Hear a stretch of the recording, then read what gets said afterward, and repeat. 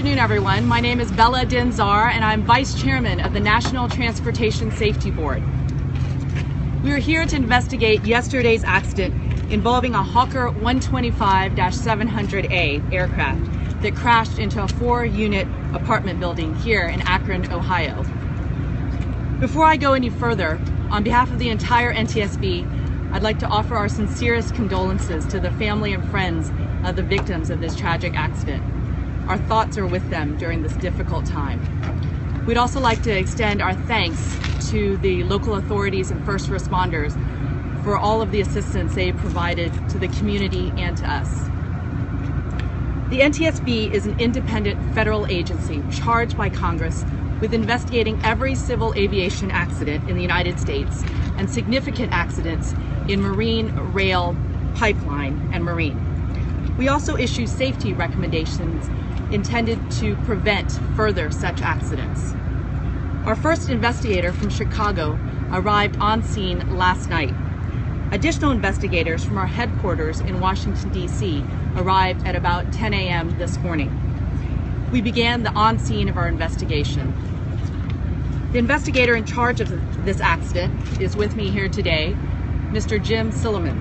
Mr. Silliman has over 20 years of experience as an aviation accident investigator at the NTSB, and he leads a multidisciplinary team of experts.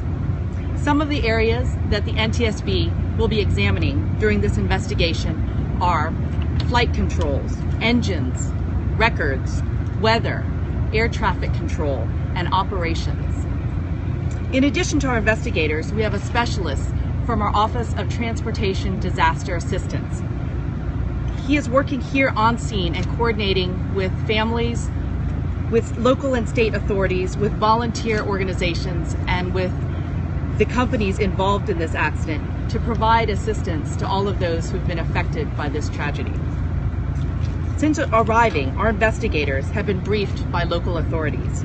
Mr. Silliman has established our groups, our parties to the investigation.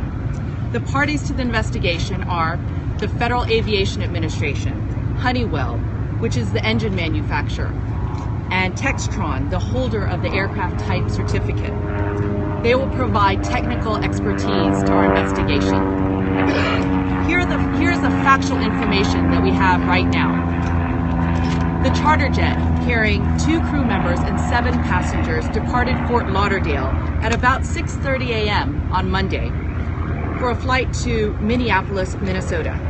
After a few hours in Minneapolis, they flew to Moline, Illinois, and then on to St. Louis, Missouri, before flying to Cincinnati, Ohio, arriving at approximately 7:40 p.m. Both crew members and all 7 passengers stayed overnight in Cincinnati and departed Cincinnati at 10 a.m. for Dayton. They departed Dayton for Akron late yesterday afternoon. The accident occurred just before 3 p.m. while the plane was en approach to Akron. Our investigator in charge, Mr. Silliman, has interviewed the pilot who approached and landed at the airport just prior to the failed approach by the accident aircraft. We may be interviewing this witness further during the course of our investigation. We have also reviewed a security camera video that shows the aircraft seconds before it crashed. The video shows that the aircraft was flying at a low altitude and banking to the left. We have also examined the accident scene. The left wing hit the ground first and left a witness mark. Then the aircraft hit half of an apartment building, destroying it before running up an embankment behind the building and coming to rest. We have recovered the cockpit voice recorder, and it is en route to our laboratory in Washington, D.C. on the same FAA airplane that brought part of our team here today. Again, we're in the very early stages of our investigation. Tomorrow will be our team's first full day on scene. We hope to begin the recovery of the aircraft itself tomorrow. We will be examining the cable continuity for the flight controls, and we will prepare the engines for shipment to Honeywell. We will also start gathering information on the flight crew, including experience and training, as well as gathering information on the aircraft itself, including maintenance records. Our investigative team will be on scene for approximately 4 to 5 days. Our mission is to understand not just what happened, but why it happened, and to prevent accidents like this from happening again. While on scene, we will not be determining the probable cause of the accident, nor will we ever speculate about what may have caused the accident. Since we are just beginning our investigation, we don't have a great deal of information to report now. However, we will keep you informed by providing regular updates as we learn more. And for the latest information on media briefings, I encourage you to follow us on Twitter and on our website. You can find us on Twitter at NTSB, and our website is NTSB.gov. Those who may have information that might be relevant to our investigation may also contact us by email, eyewitnessreport@ntsb.gov, and that is spelled EYE, witnessreport@ntsb.gov. Thank you, and I'd be happy to take some questions. Please raise your hand, and I will call on you, and please announce the media source you represent. Yes, sir. Vice Chair John Yang from NBC News. 2 questions. Can you tell us what the conditions were the pilot reported that landed just prior to this? And also, was this aircraft's first approach, or had it already gone around after a first approach? So the question is, was this the aircraft's first approach, and what were the conditions of that approach?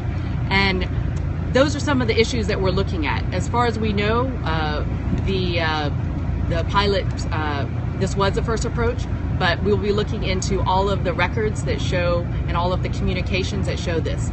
We'll also be looking at weather, and weather, in fact, is one of the key areas that we'll be looking at very carefully in this accident. Yes. Were they on instruments or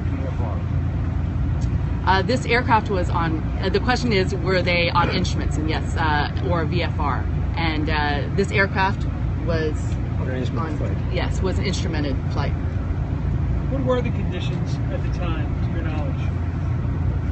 So the question is, what were the conditions at the time? And there was a previous flight that landed just before this flight landed, and so there were conditions that were instrumented conditions that were capable of being landed. But those are all areas that we're looking at very carefully, because we want to make sure that we understand all aspects of the weather and the conditions and the ground conditions affiliated with this. Yes. Stepping words with the Akron Journal, there were reports that perhaps the plane's wing may have put some power lines that could have been involved. I was wondering if you have any idea at this point that may have been a factor. So the question is, did the airplane's wings clip some power lines, and was that a factor? So we do have evidence that the power lines were clipped. The left wing, in fact, hit the ground and left marks. We call them witness marks. But we'll be looking into all the factors to see what may have contributed to this. Yes. The pilot that landed before, how soon before did he land, and what did he say or she say about that flight? So the question is about the pilot who landed before the accident aircraft, for the aircraft that got into an accident. And we did interview, Mr. Silliman did interview this pilot, but this is an ongoing investigation. We may interview him again. So all of that information, when we have our public docket, the interviews will be made public, but we are not releasing all of that information just yet. Do you know at this point, was there a distress call? Yes. You mentioned the left wing struck the ground first, and that the video showed that it had banked to the left. What can you draw from that? What does that mean? What indications does that give you about was the plane in distress? So the question is, what does the fact that the left wing hit the ground first have? What kind of indications? There are many things that could have resulted in this. We are not speculating. We are going to look at all of the aspects of this. Would you like to add anything related to that? That's actually good. So while we're on an ongoing investigation, we will let you know information as we're free to release it. Hi. Yes. Is there anything you can tell us about this particular aircraft, its reliability, its history, anything like that? So the question is about the aircraft itself. As we said, this aircraft was a charter flight. It has 2 turbine engines built by Honeywell, which will be looked at.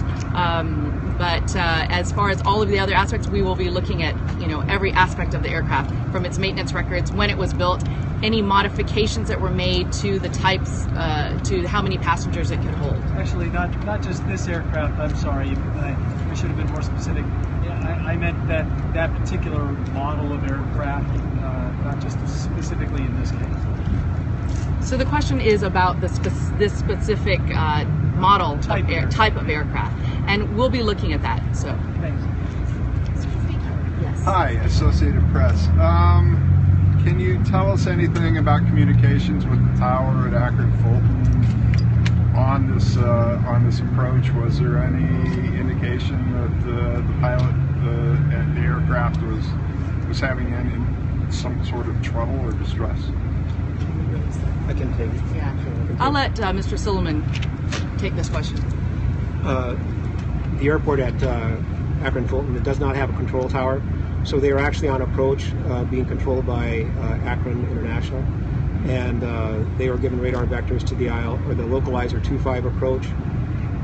There was no communications with the towers, as there was none. However, they are making reports on the Unicom here, and the airplane that landed beforehand was on that same frequency. They stated that they did not hear any distress calls or anything of that nature.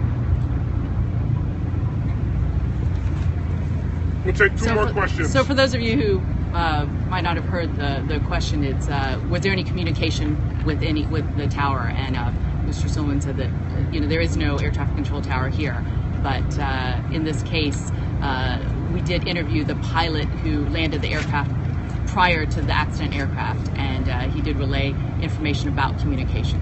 And heard nothing, correct? And there was no sign of distress at that time.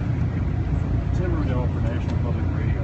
In the series of flights starting with Minneapolis to Fort Wayne, were there any reports of any issues or difficulties between any of those takeoffs? So the question is, were there any difficulties in the previous takeoffs or landings?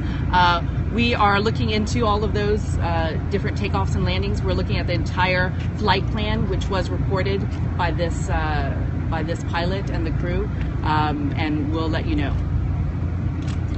Last question. The pilot that was interviewed previous to this crash,